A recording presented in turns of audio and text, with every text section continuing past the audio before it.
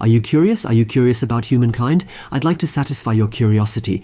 A little info video, a special video about the most important game mechanics of Humankind. From the Civilization Challenger, from Amplitude Studios and Sega, Writing Bull, YouTuber and Twitch streamer, specialized in turn-based strategy games, especially Civilization. I stream my great passion all the time, and I've shown Humankind a lot and often as well. This video here is based on the knowledge I have as of the end of December 2020. According to the current information, the game is scheduled to be released on April 22, 2021, and I've been playing the game non-stop in an early version over the past 14 days, and I'd like to tell you and show you exactly how the game mechanics work here. There's no review in this video, I'm not telling you what I like or don't like, and there's also no comparison yet from me between Humankind and its big role model, Civilization. I'll cover those topics in separate videos which you can find in the playlist above. It includes all my Humankind content past and future. And there, the developers, in the person of community manager Stephanie Kaiser, also have their own account. They take questions, provide information, and so on and so forth. Everything I'm showing you here, I'm showing you using the so-called Lucy OpenDev. This is a special scenario that the developers made available to us, the fans of the game, in December 2020, and it doesn't include all the game mechanics, only a part of them. And it's only up to the early era, which will still change as development continues. The interface is not final, the game you see in the background is still in English for now, but the finished version will of course be available in German. What has always been there and what will not change. We take on the role of a leader. We are not fighting against another civilization like in other historical turn-based strategy games, where you know that we're playing against the English or against the Babylonians, but at first it's just against avatars. These avatars do the same things as we do later in the game. They move across the map with their groups of people that they lead. They choose a culture they want to adopt with each new era and gradually develop further. That means they develop the personality of their civilization over the course of the game. You can pick from various AI difficulty levels, then wait to see which map is generated. And this is what Humankind looks like. At first, everything is covered in a big fog of war, a large grey war fog, and in the middle is our tribe, which we lead. In terms of gameplay, that's an army made up of different units. At the beginning, you can combine only 1 up to 4 units in an army. As soon as there's a second unit, you can either move it around as a separate tribe or continue moving them together as a single tribe. You take turns, just like the AI. At the bottom, there's a button that lets you display the hex tiles and a second button that lets you see the yields of the different terrain tiles. First, it's about the beginning of the game. We're in the Neolithic Age, so at the end of the Stone Age, that we explore and uncover as many of these fog tiles as possible to get loot there. These can be food yields, culture bearers, discoveries we make, and so on. We can move forward bit by bit. We have 4 movement points in this army, or we can also make a big push forward. Here we made the discovery that we get a research point and a lot of culture. From higher up, you have a great view and can see far. The differences in elevation are striking and important here in Humankind. The higher you are, the farther you can see. There are cliffs you can't climb up, you can see it here, so you have to take a detour, which means going around up here. And when you move onto a river, it usually ends your turn and you have to continue moving afterwards. However, you can move along rivers, that's definitely possible. Also, these differences in elevation provide advantages in tactical combat. We've made another discovery. We're running down here and the field we'll see after the turn change is one where we can go hunting. We're moving up here onto this spot and we discover 2 things here. First, a neutral unit on the map, that's red deer, and second, this spot here where we can go hunting. Then another field where we can make a catch. And they simply compete with us to snatch the best spots and the best prey away from us. Those are the other tribes led by their avatars who are doing the same thing as we are right now. We'll stay here for now and press this button to carry out a raid here on this white field. And then we'll stay here for 1 round and get food here that we can loot. We've carried out all the actions we wanted to do this round. Let's press the next round button in the bottom right and watch as all the AI factions make their moves at the same time. In this case, we see the other tribe in Fokkerhof disappear, and also one of these deer herds, but a new one appears up here. We've now doubled the number of our units on the map. Thanks to the successful plundering, we've gained 20 more food. Since we have a second unit in this army, we could pull it out, make it into a second army, or move on. Let's do that and go into our first tactical battle, and we also want to get some loot and gain some glory. Whenever we hover the mouse over an enemy, a preview of the field appears where we can conduct the tactical battle. We can either let battles play out automatically or take part in tactical battles like this, where we can move and attack with our units turn by turn. The enemy can do the same depending on which side we attack from. Is the preview image a bit different? The white border around it shows where the battle will take place. The blue tiles are where we can position our units, and the grey tiles are where the AI can position its units. As a rule of thumb or as a guideline, generally speaking, it's better the higher up we are. If the enemy is standing on rivers, it's worse for them. You can also just place units close together without any cover and maybe try to trick the enemy. When the game gets more complex later and you have more units available, then maybe also ranged units. Not yet, but later there will be units that can fire from a distance and have combat advantages when shooting down from higher ground. That opens up a lot of tactical possibilities. We'll attack from here, from the side, move over here, no from here, move here, attack once. And the enemy has the chance to flee right away. We could also say, let's just run away for now, then our army moves off across the map and we can't control that ourselves. Where does it go? And it's in retreat mode and then has only a few movement points in the following round, and it can't run away a second time if it's attacked again. We confirm the battle, we skip the automatic combat, and let's see what the deer does. He won't be standing on this tile afterwards. That's just a preview showing he could be there. He will spawn on one of these 4 grey tiles. We take a unit, place it up here, we also leave it up here, and press end of deployment phase. The deer has spawned back here. We are the attackers, which means we can now start the first combat round. We can also just skip around and hope that the deer moves toward us and maybe attacks us during this elevation run. We get combat advantages if we are a bit higher than the enemy. It doesn't matter how much higher we are, it only matters that we're standing higher at all. We take this unit here and move it up to this tile where we have a massive height advantage. And with this unit right next to it, this may not be wise, but I want to demonstrate the game mechanics. And if we attack from this unit now, we have the height advantage. Up there are the base stats of the different units. We have a base value of 10, and the enemy, this herd of deer, has a base value of 8. We have a height bonus of +4, and for each unit standing next to us, we get another +1. So in effect, we're fighting with 15 against 8. It shows how many hit points we and the enemy can lose during a battle, a combat round under these conditions. There's a certain range, a certain span. For us, it ranges from 5 to 10 hit points that we can lose. For the enemy, from 55 to 65. We carry out this attack once, the enemy is in bad shape, and then we carry out a second battle from here. We could also stay in the same spot.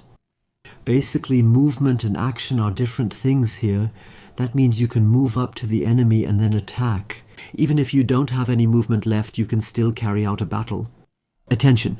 Unlike in strategic battles, here you can't move forward bit by bit, but can only make 1 movement per combat round.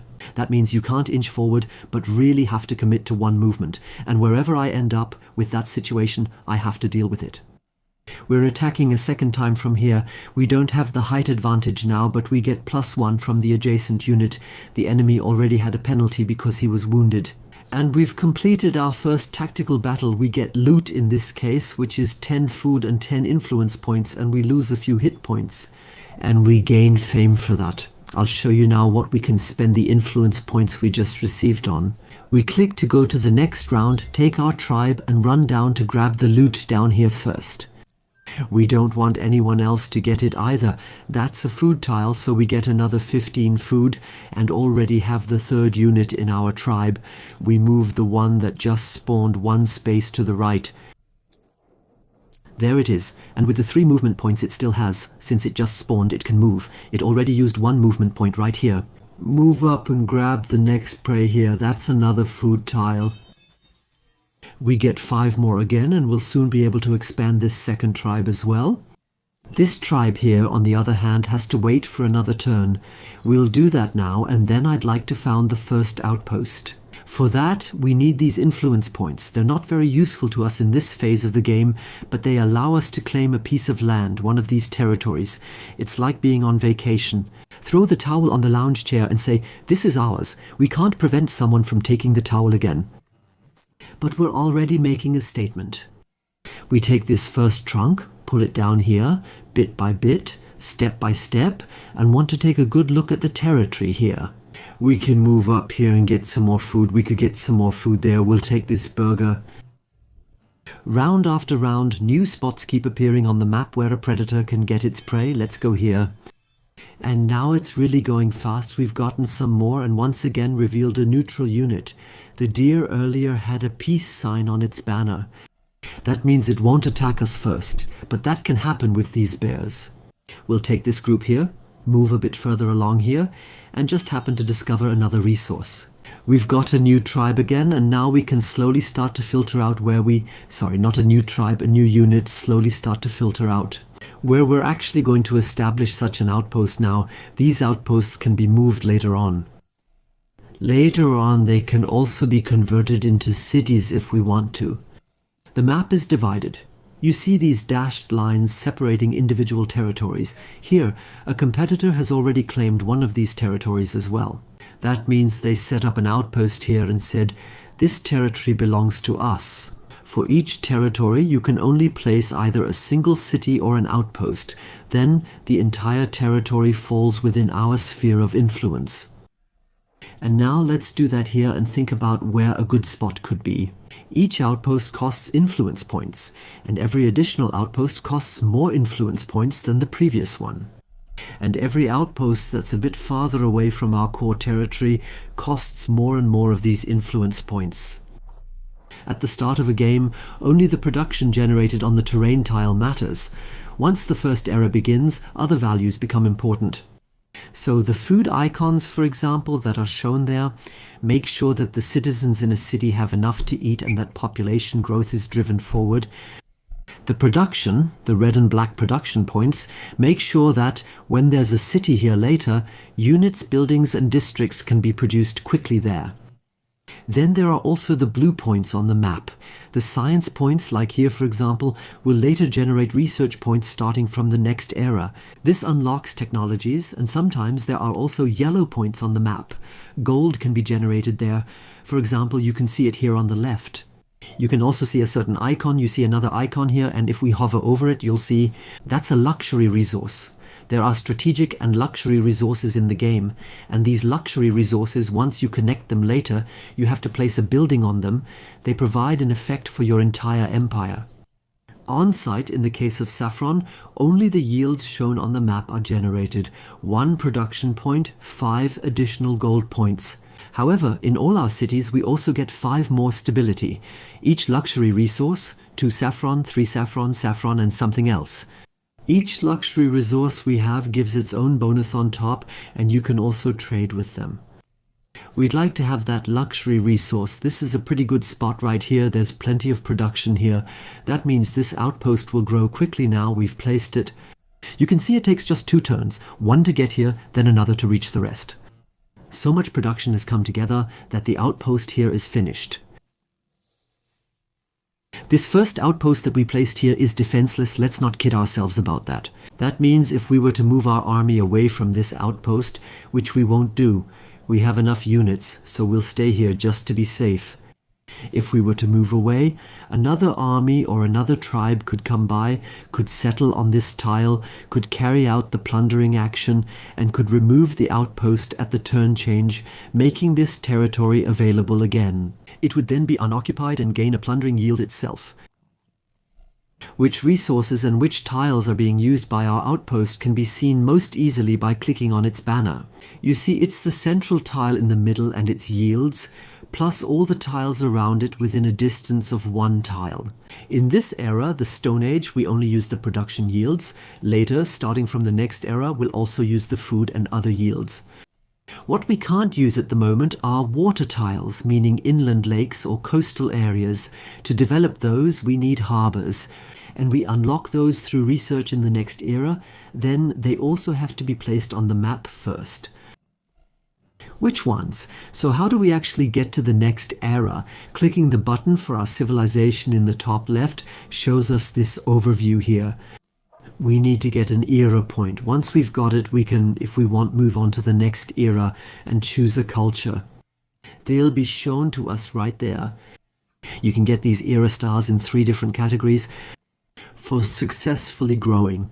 If you have at least 5 citizen points, meaning 5 units on the map, then you get an era star here. You can also get an era star for having earned at least 10 research points, meaning you've discovered 10 curiosities on the map. It's another type of reward you earn by moving onto and collecting these curiosities. And you can also have conducted successful hunts, meaning when you slaughter units, whether animal or human. We've already done one, and if you manage to get 3, you also get such a point. 1 era point is actually enough, so being successful in one of these 3 categories. Once you've reached the goal, can you, if you want, move on to the next era? But you can also say, let's stay a bit longer in the Stone Age and keep gathering food, doing research, and so on. All of that counts for you, even for the next era. It still benefits you. And for tactical reasons, if you want, you can also say, we want to stay here a bit longer. We're about to grab another star in another category because we want to get the fame that comes with it. For example, here you get 40 fame when you get this star, 40 fame for this one, and so on. These fame points decrease as the game progresses. If other people have already reached the ancient era, the fame you can get in the previous era will be lower. Fame is necessary to win the game at all. That's the goal in the game, to gain fame, more fame than any other civilization by the end of the game. After the adventure, the game is scored. And the civilization that has gained the most fame overall has won such a game. You gain fame in the way we just saw, and you can also gain fame, for example, by accomplishing great deeds and making them happen. You compete with the AI rivals. For example, whoever builds a wonder first gets 50 fame for it, whoever discovers a natural wonder on the map, whoever builds atomic bombs, or whatever else. You also gain fame by building world wonders, for example, or through other things in the game. For now, we want to get another era point and then advance to the next epoch. After the Neolithic Age, there are 6 real historical epochs: Antiquity, Classical, Middle Ages, Early Modern, and so on. Every time we enter such an epoch, we have a choice. Among 10 different cultures, we can adopt one of them. And there we can also keep the old culture, that's possible too. Over time, we have had the choice between 10 different cultures 6 times. And that means we have a flood of different possible combinations. So every Youthkind game feels a little different from the others just because of the variety of combinations in the game. I've played a bit ahead, and now we have the opportunity to make the first era change. These are the 10 cultures we can adopt in Antiquity. For example, if we were to choose this one here, the Nubian, then you can see what's typical for these cultures. 3 entries, 3 lines. The top bonus is the one we'll keep for the rest of the game, no matter if we're no longer Nubians later on or not. The top line is the bonus that we'll have as a carryover for the rest of the game. From this time, that's what shapes us culturally so much that even in the future, if we might become Franks or Americans or whoever else, that we will always have. That's the Nubian heritage that we will have in our civilization. In this case, it means golden dreams. That for every luxury resource we connect, we gain 4 extra gold, and also 4 extra gold for every strategic resource we connect. It's different with the 2 lines below. The second line, you can see the emblematic district there. That's what the developers call it. So the district that only we Nubians can build, and we can actually only build it as long as we are really Nubians. Do several E-pyramids give us especially a lot of faith and gold? Below that, you can see the special unit that we can get. In our case, these are the Tarseti archers. And that's something that's kind of in the middle between those two other things, because we can actually keep this unit in future eras with other cultures as well. As long as we haven't researched a better unit of this type, in this case archers, that will remain the case. The old units will remain on the map, and we can use them for the rest of the game, but we can't build any new ones of those units.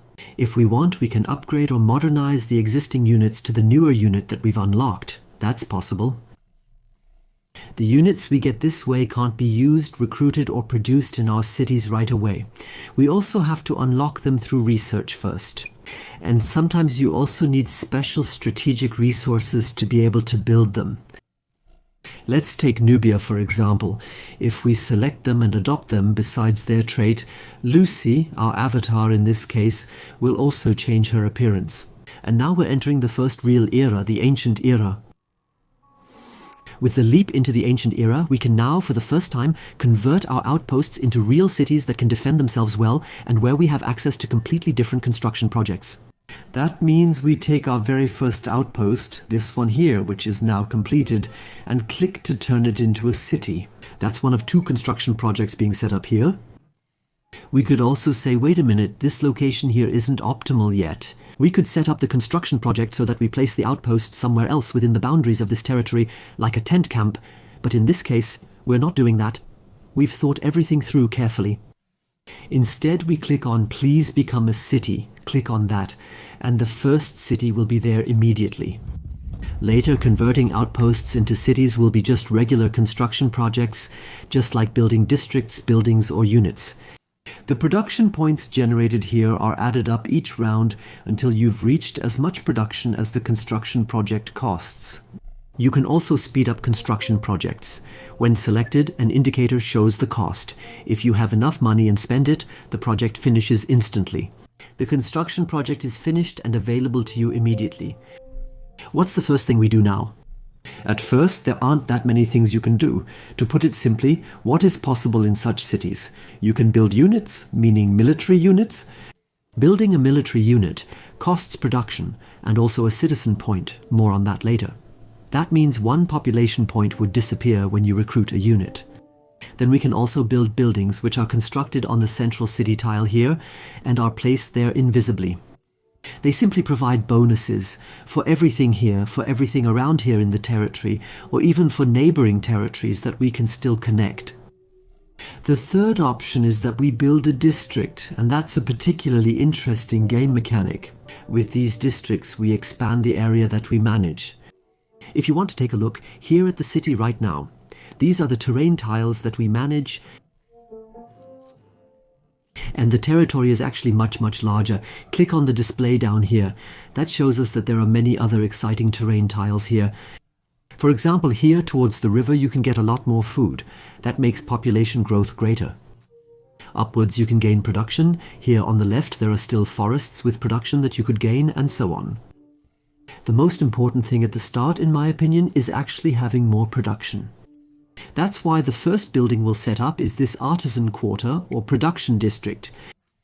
That would take 5 turns. And now pay attention, I'm placing it on one of the edge areas because you can only place a district there. Or if you've developed a luxury resource elsewhere in the territory, for example here, using a luxury resource extractor, a building that will unlock later through research, you can also build districts around this luxury resource. We're focusing entirely on this maker's quarter and placing it at the edge. Now here's what matters, the display. The tooltip that pops up shows us what we lose if we place an artisan quarter there and what we gain in addition. The 2 that's displayed there signals to us that the food currently generated by the artisan quarter on this tile will no longer be available to us. Because the quarter is really specialized in production. +4, on the other hand, means the terrain tiles that are newly added. So I'll click it away for a moment. The 3 that are added here each have production yields, and these production yields are newly added. If there was also food on this terrain tile, for example, if we placed such a quarter down here on this tile, then not only would the 3 food here disappear, but potentially also the food yields on these other tiles to the right. We wouldn't gain those. Because the district expands the territory around these 3 tiles, or in this case around these 3, and also exploits their resources. Those will also be generated in the city every turn, but only the resources of the type that match the type or district. In this case, if we place an artisan district here, we get the production from the surrounding tiles, but nothing else, no food, no other yields. This takes some time, and when the district is finished, these tiles here, these 3 tiles, will become part of the city area. Let's take a look at the management of our first city. We click on the city crest or city name, and at the top of the screen we have this new display. Here are 4 resources that are generated in the city: food, production, gold, and science. We have the ability to move citizens from one job to another. We have a stability indicator and other things. What's that about? The very first step, in the city, we gradually get more and more citizens. We start with 1 citizen. Over time, there will be more. The higher our food surplus is, the more citizens will appear here. Also, each citizen consumes 4 food per turn. Food yields are gained here. Surplus is good. The more surplus, the better. We can manually move the citizens from one job to another, or we can choose a preset from the drop-down menu. I find moving citizens back and forth the most interesting. But you can't do that as often as you want, because you can see here in the number, for example, 1 out of 2, that in this case we have 2 jobs available for citizens that we assign to production. We currently have 2 jobs available for farmer, and so on. The more districts of this type you build, the more jobs for this profession become available to you. Then below that, we have a stability indicator. Stability is a virtual resource in the game and shows how satisfied the people are locally, and that's important for our city in many ways. If this stability indicator drops below a certain value, below 30, so far, the developers have set it like this as of December 2020. If it drops below 30%, for example, we can't build any new districts. If the value drops even further, it can lead to a revolt, a revolution, and if the revolution spreads, it has very unpleasant consequences. For our empire, on the other hand, stability is extremely high. If it goes above 90%, we produce so-called civic points at a faster rate. A game feature that we'll look at later, and then we also have certain special settings in the game. For example, we can say that if we have a lot of citizens in the city, much more than we actually need, then you can sacrifice citizens. Over a number of turns, you can generate extra gold income, extra stability income, and do other things. Then on the right side, we have this setting. Here, there's a local administrator. Or, not quite as creepy, up here you can see there's an administrator pool. We have administrator managers that we can assign to the cities. The capital is always managed. You can't just say, I'll remove the administrator. The more cities you have on the map, the sooner you'll eventually run out of administrators. Usually you start with 2 of these administrators. Administrators help ensure that stability is okay here. If an administrator is missing, you get a stability penalty here. The fact that the number of administrators is limited ensures that the developers prevent you from immediately filling the entire game world with cities. You unlock new administrators through research or other means. If we build a new district and then start another construction project, a construction queue like this develops here. Here there are filters where we have the option to display research buildings, production buildings, or others. I would also like to produce a unit. We click here on the scout. The first early unit that is now available to us is down here. And when it's created, it makes sure that a citizen point is deducted again. The rule of thumb is, the more citizens there are in the city, the more productive it is, because then extra yields are generated in these professions. The more citizens there already are in the city, the more new citizens are born, also because the more citizens there are, the more children they have. That means at the beginning with few citizens, population growth is very slow, but later it increases more and more. The number of citizens who can live in the city can still increase. If we expand the city, build many districts, you can also have citizens here beyond this limit. But at some point it doesn't make much sense. And then, because of the penalties that arise, you start to perform such sacrifices here. as long as you can somehow justify it morally to yourself. If there's anything else we need to do in the game, if the program kindly finds it. That means at the bottom right, you can click through the armies one by one, to which you can also give movement orders. You can open the cities, press these little buttons where there's no construction project, or for example, click here and say, hey, research menu. No research is set. You can also find this at the bottom left where there's a research button. We click on it once and have a pre-selection. These are the ones we could currently research, or we can just go straight to research. A full technology screen looks like this. Research runs from left to right here and is also divided into different eras. Some research topics are interconnected. That means, for example, you can only research writing after you've researched the calendar first. You can see the connecting arrows, and then there are these diagonal borders from one era to another. That means even if you have an incredible amount of research points and rush through the first era, antiquity, you can only start researching the later technologies from the second era, the classical era, once you've actually reached the classical era. So first, the era change has to happen, and then from there you keep moving further to the upper right. And of course, as is typical for the genre, the research yields you need to unlock a technology keep getting higher and higher. At the start, for example, you can get the calendar. That would unlock the ability to place these extractors on the map, which let you connect the luxury resources. Other things you can get through research, for example, are the ability to use the strategic resources that are shown on the map.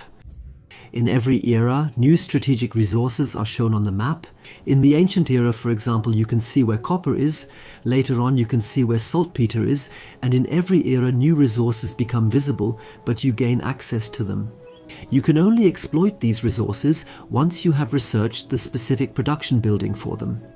Then you assign it as a construction project in the city, place it on the corresponding resource, and wait until the city has finished building this extractor. Certain units require specific strategic resources. Here, for example, we have a spearman, the first somewhat better melee unit in the ancient era. It needs, as you can see below, a copper deposit in order to be built. There are the first archers in the game, for example, and I just hinted at it.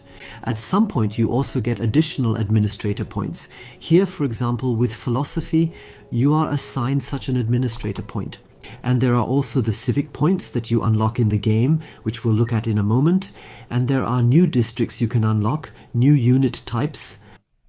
There's the option to unlock city walls, first palisades, later stone walls, which give the units defending a city an additional fortification and entrenchment value. So it's harder during siege battles for attacking units to actually break into the city. But now, let's take a look at the civic points. A different game, a different save, and a bit further along, already in another era, and this time playing as the Persians. Civic points, this is how they work.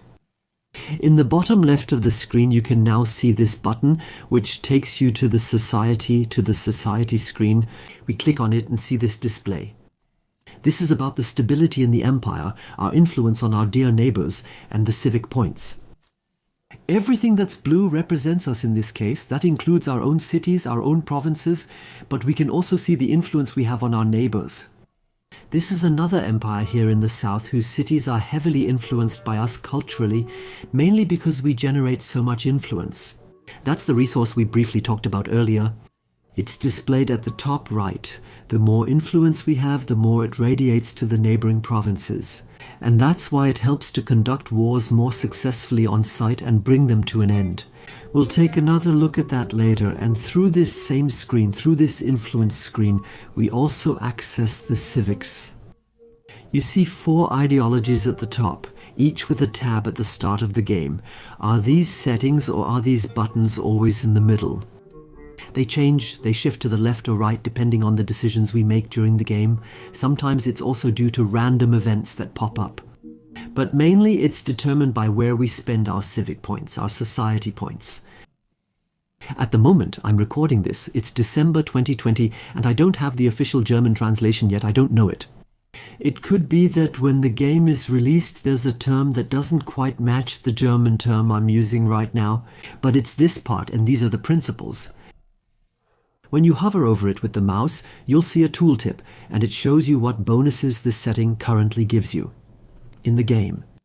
You can see that these lines are divided into 5 sections each, and when this slider moves into a neighboring section, the bonus that is given changes.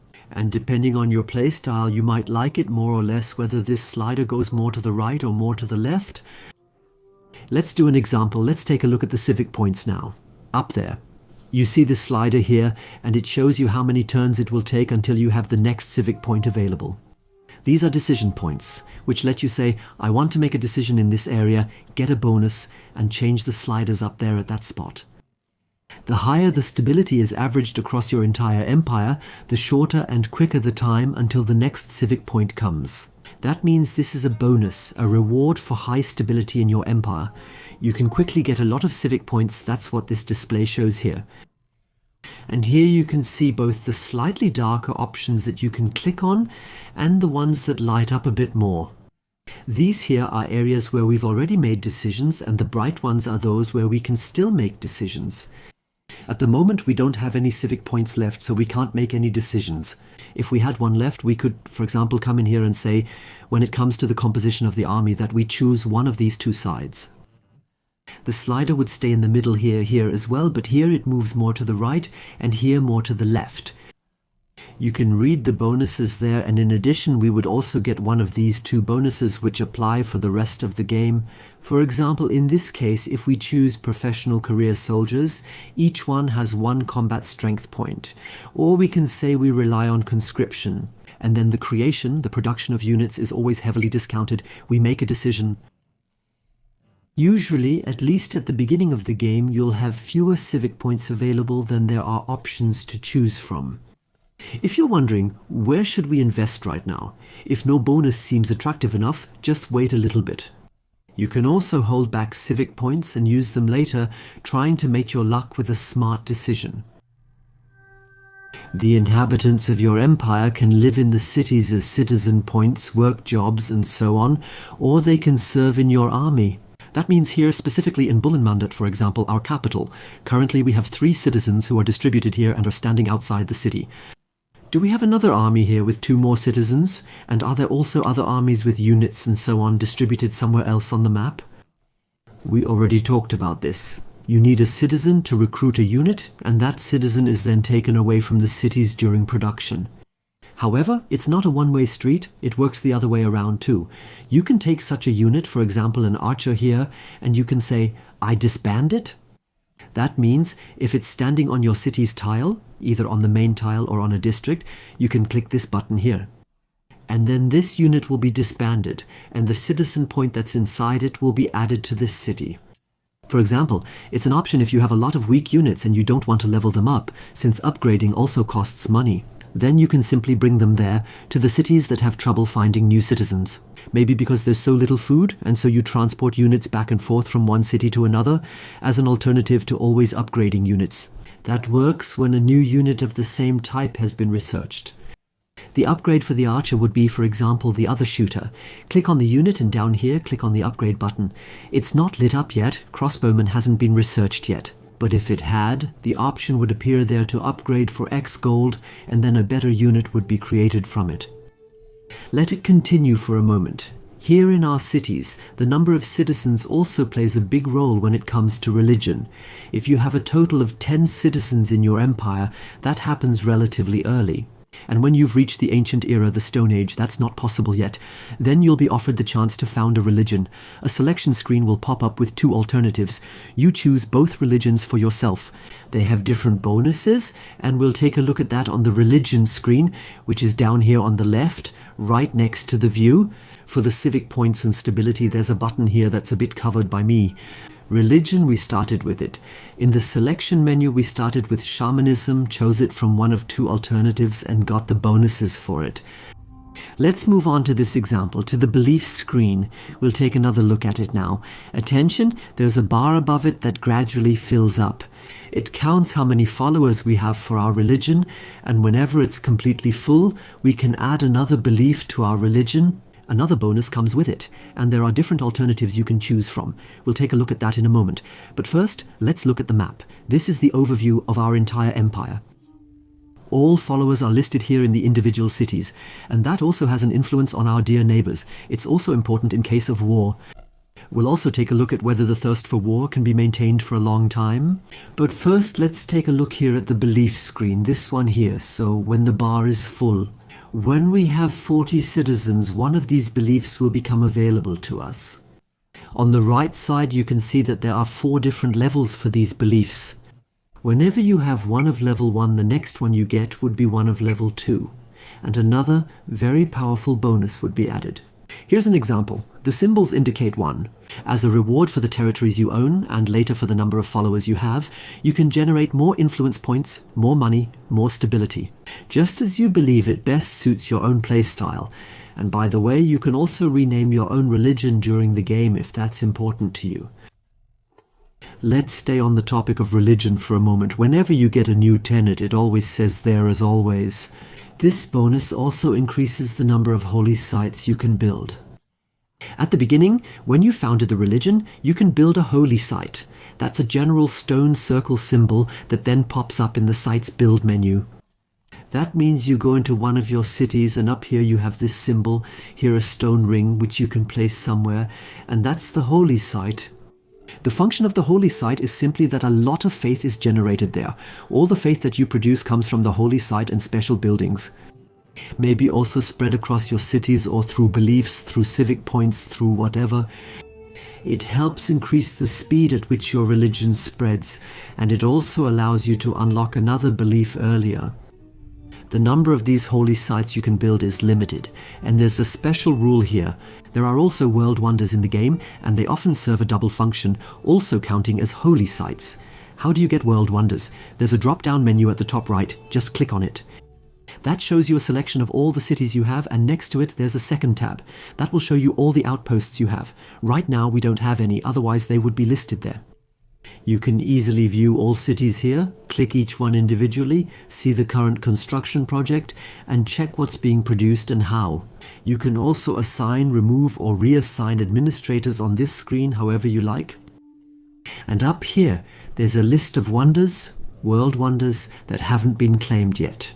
The rule of thumb is the ones in this list. We need influence to claim one of these World Wonder projects, meaning to say, we're the ones who are now going to build this. And once we've claimed it, once we've basically thrown our towel over this World Wonder spot, then only we can build the World Wonder and no one can snatch it away from us. However, we can only claim one World Wonder at a time, so we can't claim 2 or 3. And claiming also costs a massive amount of influence. Up here you can see how much influence we currently have available. That's the number on the left, and you can also see how much it would cost to claim another World Wonder. We're currently building a World Wonder, specifically up here in this city, this World Wonder right here. That's the statue of Zeus. You can see in the tooltip what bonuses it provides. As a rule of thumb, World Wonders usually provide a lot of stability and a lot of faith, mostly stability locally, but also a bit of stability in the wonders in other cities. And there are 1 or 2 extra features as well, and they always provide fame, so they also help you achieve a fame victory if you've built a lot of World Wonders. They cost a heck of a lot of production to build. But what's really interesting is that it's a construction project the entire empire can contribute to. That means we've placed this World Wonder somewhere on the map, and regardless of its location, we can also help build it in other cities.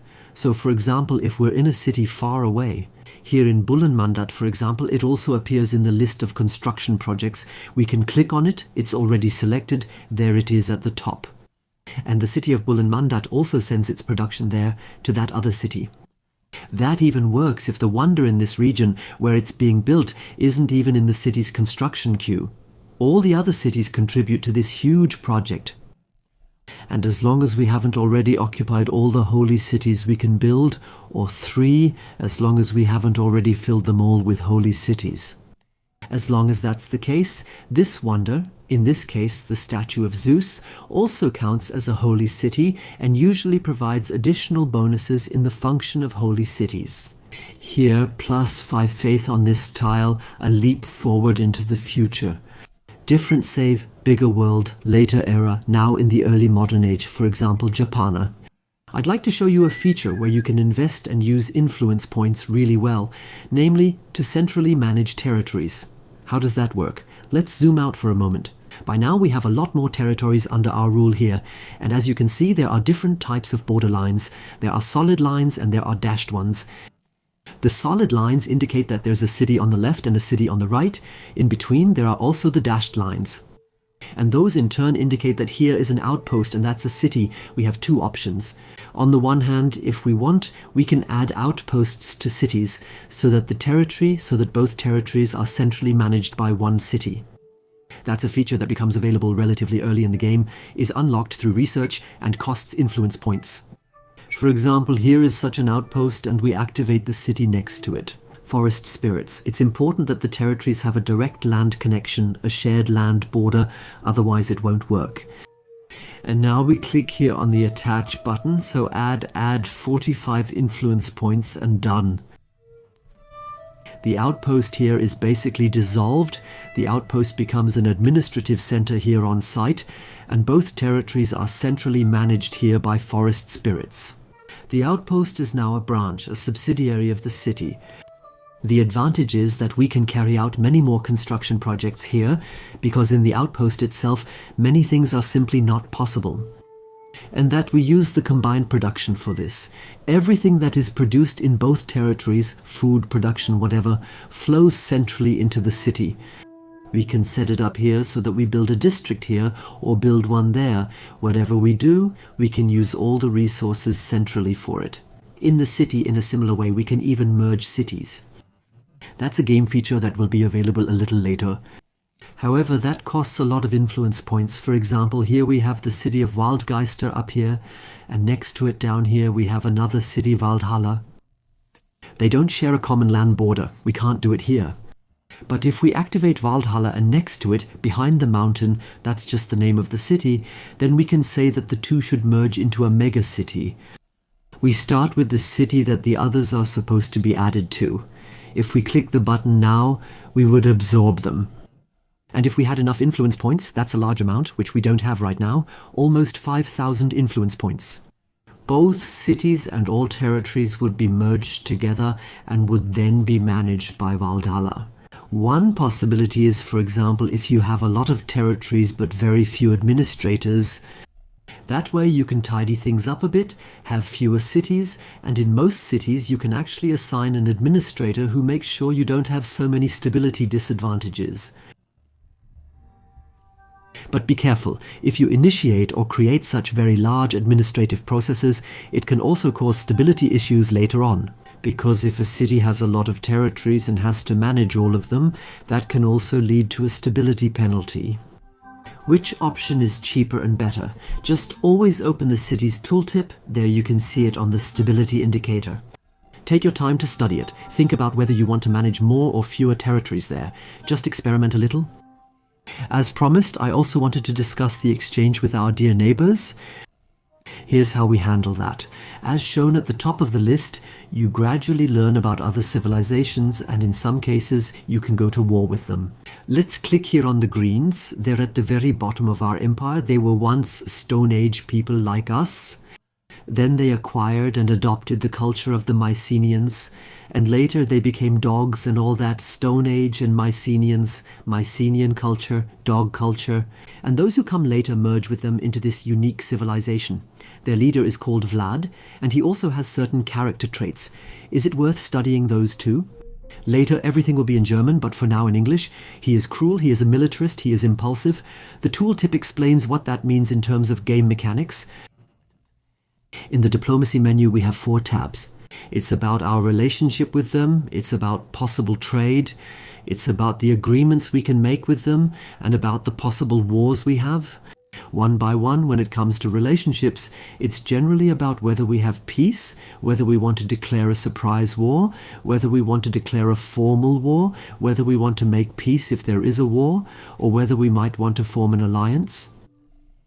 In practice, at the beginning, you'll mainly be acting and moving around here. In this overview of the treaties, possible treaties can be made in 4 columns. It's about taking action, it's about sharing information, it's about border policy, and it's about military issues.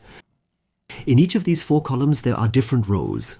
The higher you go in a row with the current status, the better and warmer the exchange with that other civilization is. Of course, you can also go back down again later. If you make a suggestion in one of these columns, the AI can respond to it, can agree to the suggestion, or can reject it. Or it can say in return, yes, in principle, yes, but I would like money for it, for example, 100 gold for it. And you can then reject that or agree to it, and vice versa. Does it also work if you have made an offer yourself in one of these 4 columns? Then it applies that regardless of how the AI responds, you can only start a new diplomatic contract initiative in any of these columns 5 rounds later. So please don't just click around wildly, but think a little about what you really want to do and what is important to you.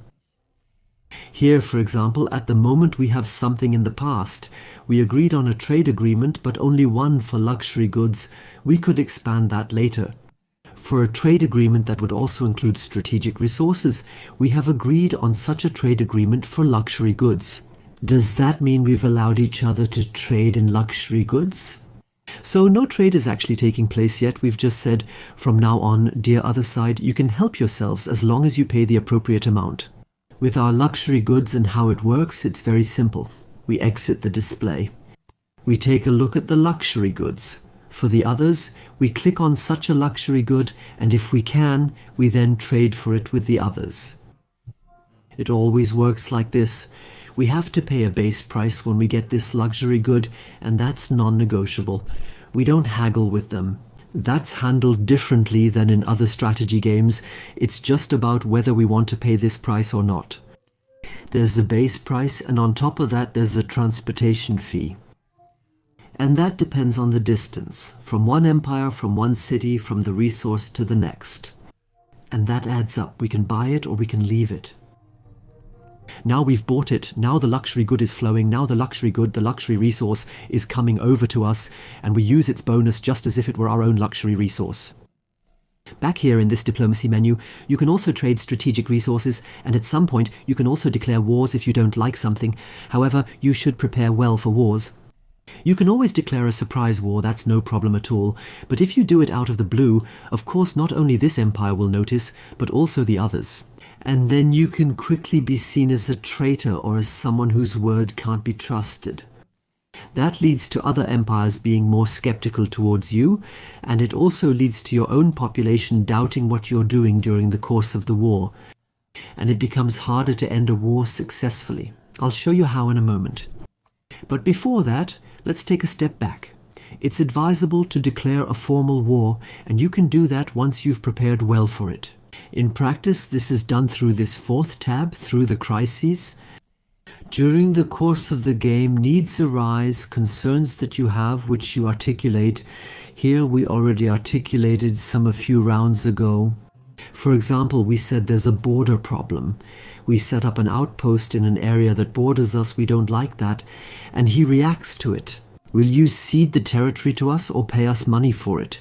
Whatever the other side does, we have to react to it as well. If they don't respond to it for X turns, say 10 turns, it's considered as if they have rejected our request.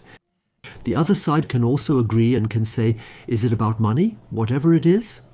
Depending on how they react, our population in turn responds by increasing our thirst for war, or our desire for war. That's a bilateral resource, a virtual resource that we have, with each individual from other empires, and every time it looks different. It's basically good if our population has a strong thirst for war, not because we're warmongers and definitely want to wage war, but so that we're prepared for any situation. The higher our thirst for war is, the more we can say in any situation, okay, we have full freedom, now we resolve a conflict by striking. And even if a war has broken out, no matter which side started it, if we had a high thirst for war among the population, we can bring the war to a successful end more easily. Of course, that works for the other side as well. There's also a button here that lets you say, okay, let's put all our troubles in one pile, and we agree to make a clean slate. Now it's a happy ending, peace, joy, and everything's fine. All troubles are set aside. You should think carefully about whether you want to do that or accept it if the other side suggests it to you. We have now systematically fueled all the crises. Compared to the Mycenaeans/dogs, we now have a full bar of war thirst, while their bar isn't quite as big. And now we can go ahead and declare war, enumerate a war against the dogs. You will have war, you will never prevail.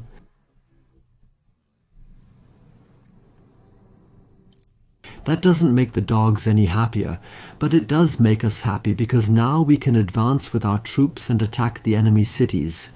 By the way, if you notice on site at the cities that there is a very high fortification value for the defenders, like fortifications, stone walls or whatever, then it's helpful to have siege weapons with you.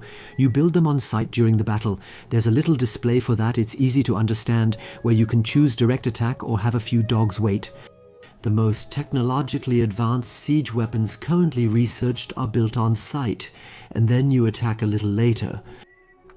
Now we have a war, and now it applies whenever a battle is fought as part of the war.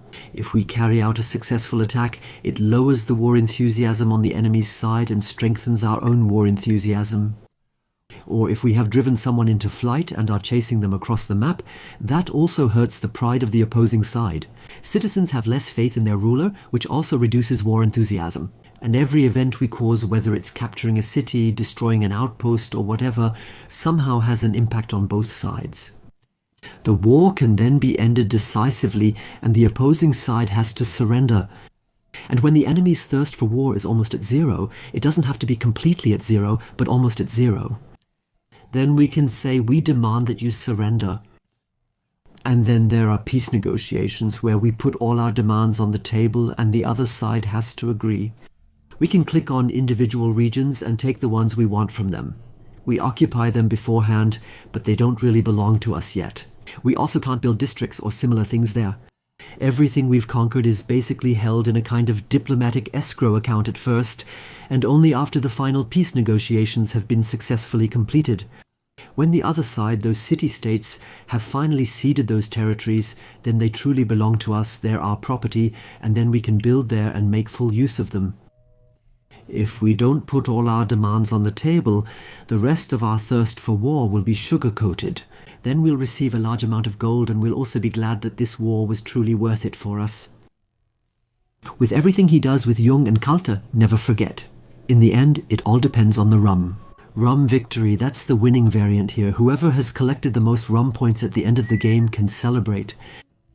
We're in the Middle Ages here. Let's click on our overview again. And this is what the balance looks like here. Now we can move on to the next era. At some point when we've collected 7 stars, then the leap is possible.